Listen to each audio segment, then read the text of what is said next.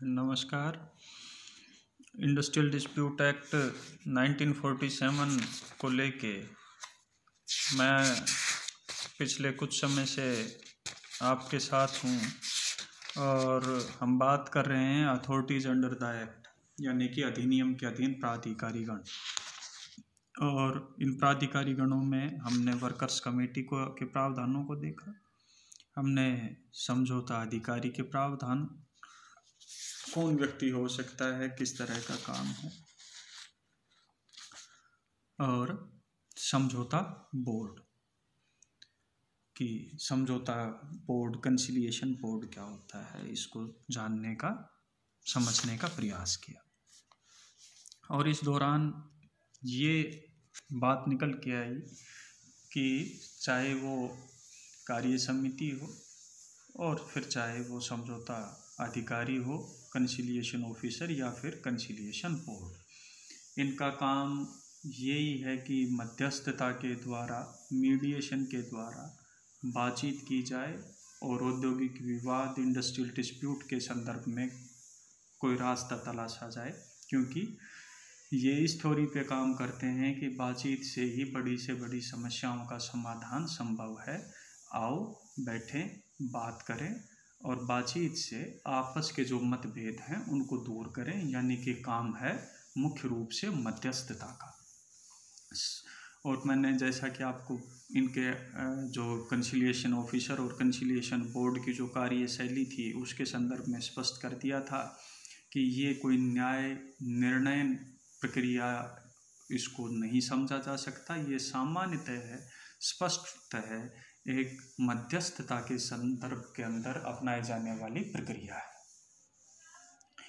अब मैं आपके साथ आज बात कर रहा हूँ लेबर कोर्ट को लेके, श्रम न्यायालय को लेके। देखिए, जो अधिनियम का जो सेक्शन 7 है उसमें लेबर कोर्ट के संदर्भ के अंदर बातचीत की गई है और ये कहा गया है किसी राज्य में एक या एक से अधिक श्रम न्यायालय गठित किए जा सकते हैं। केंद्रीय जो सरकार है, जो सेंट्रल गवर्नमेंट भी है, वो भी ऐसे विवादों के संदर्भ में श्रम न्यायालयों का यानी लेबर कोर्ट्स का गठन कर सकती है, जिसके लिए उसको एप्रोप्रिएट गवर्नमेंट यानी कि समुचित सरकार माना गया है। श्रम न्यायालय का जो गठन है वो केवल एक व्यक्ति के द्वारा किया जाएगा, जिसकी नियुक्ति पीठासीन अधिकारी के रूप में की जाएगी, जो कि पीठासीन अधिकारी के रूप में नियुक्त किया जाएगा। ऐसे अधिकारी की योग्यताएं क्या होंगी, क्वालिफिकेशन क्या होंगी? तो देखिए, या तो कौन व्यक्ति श्रम न्यायालय का पीठासीन अधिकारी हो सकता है, लेबर कोर्ट को कौन चेयर करे, तो ऐसा व्यक्ति हो सकता है जो उच्च न्यायालय का न्यायाधीश है या रहा है, या तो सीटिंग जज ऑफ हाई कोर्ट, या ऐसा व्यक्ति जो हाई कोर्ट का न्यायाधीश रहा है।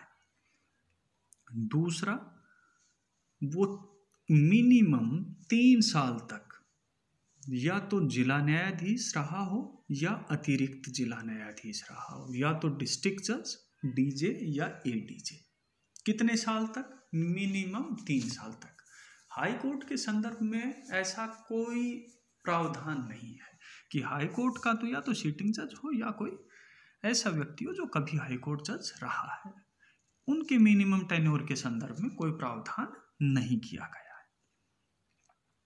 या ऐसा व्यक्ति भी हो सकता है जो औद्योगिक विवाद अपील अधिकरण अधिनियम 1960 के अधीन किसी श्रम अपीलीय अधिकरण या किसी अन्य अधिकरण का सभापति रहा हो या सदस्य रहा हो। कितने साल तक? मिनिमम 2 साल तक, कि 2 साल तक किसी श्रम अपीलीय अधिकरण या अन्य अधिकरण का सभापति रहा हो या सदस्य रहा हो, या भारत में उसने मिनिमम 7 साल तक कोई न्यायिक पद धारण किया, ऐसा व्यक्ति भी हो सकता है। या ऐसा व्यक्ति भी हो सकता है जिसे श्रम न्यायालय के पीठासीन अधिकारी के रूप में 5 वर्ष मिनिमम काम किया हो और ऐसे श्रम न्यायालय का गठन किसी प्रांतीय अधिनियम के अधीन किया गया। कौन व्यक्ति हो सकते हैं? आप याद कर लें, 3 2 5 और 7।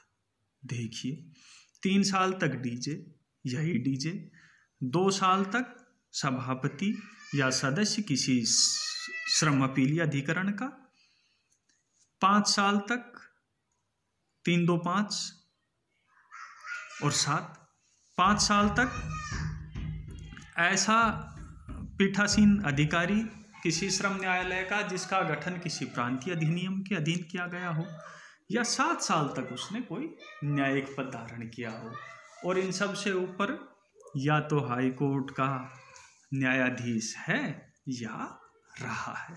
ऐसा व्यक्ति लेबर कोर्ट का पीठासीन अधिकारी हो सकता है। एक लेबर कोर्ट की भी स्थापना हो सकती है किसी राज्य में, या एक से अधिक की भी हो सकती है। लेबर कोर्ट की स्थापना केंद्र सरकार भी कर सकती है उस संदर्भ में जिन मामलों के लिए वो ऐसे विवादों के संदर्भ में, जिन विवादों के संदर्भ में वो एप्रोप्रिएट गवर्नमेंट मानी गई है। यदि हम बात ये करें कि भाई लेबर जो कोर्ट है उसके कार्य क्या रहेंगे, तो जो धारा 7 है वो ही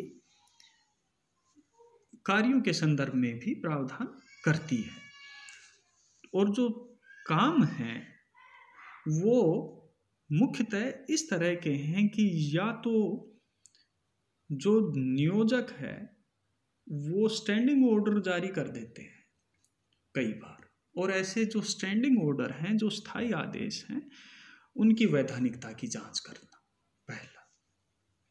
दूसरा, ऐसे जो स्टैंडिंग ऑर्डर्स हैं उनका इंटरप्रिटेशन करना, यानी कि स्थायी आदेशों का निर्वचन करना। तीसरा, कि रिमूवल फ्रॉम सर्विस या टर्मिनेशन ऑफ सर्विस, पद मुक्ति या पदच्युत करना, किसी को रिमूवल फ्रॉम सर्विस कर दिया या किसी को टर्मिनेशन ऑफ जो सर्विस की कोई स्थिति है, यानी पद मुक्ति या पदच्युति की जो स्थिति है, ऐसी स्थिति में क्या होगा, या तो ऐसे जो पीड़ित कर्मचारी या जो वर्कर हैं, वर्कमैन हैं, उनको बहाल कर देंगे और उनको कंपनसेशन दिलवाना, ये भी इस लेबर कोर्ट का काम है। या हड़ताल, स्ट्राइक और तालाबंदी। हड़ताल का प्रतिपक्ष क्या? तालाबंदी। स्ट्राइक का प्रतिपक्ष क्या? लॉकआउट। उसकी वैधानिकता की जांच करना।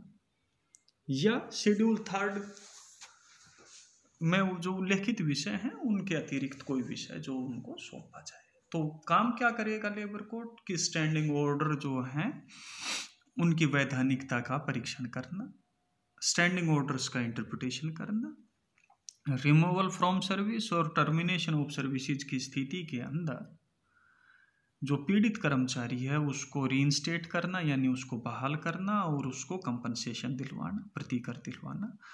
अवैध जो illegal strike and illegal lockout, 2 स्थिति होती हैं, अवैध हड़ताल या अवैध तालाबंदी।